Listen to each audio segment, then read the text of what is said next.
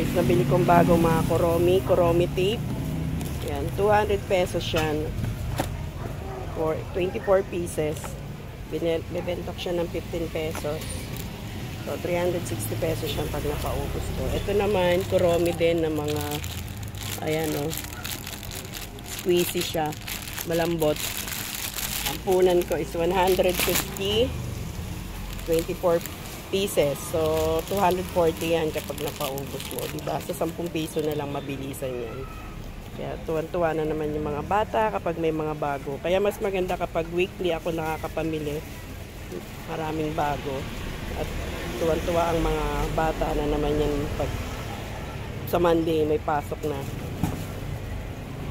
So guys, mga makeup pang bata. Oh. 240 isang ganito. 4, 8, 12. 20 pesos bali ang puhunan. Ito ay 320. 20 pieces. Pumapatak siya ng 16. Benta ko to ng 35. Ito 35 din. Ito naman ang puhunan niya ay 40. Umiilaw. Ibenta ko to ng 80. So guys, 240 20 peraso. Pumapatak siya ng 12 pesos isa. Bibenta ko siya ng 25. May kasama siyang watercolor tsaka DIY ng mga mabenta sa mga bata ngayon. So yung stamp pad, stamp na mga character. Ang punan nyo ay 220. Napatak siya ng 9.16.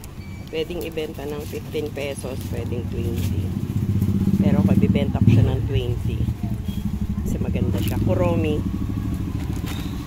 So, panibagong Kuromi sticker. 200 pesos. Isang box.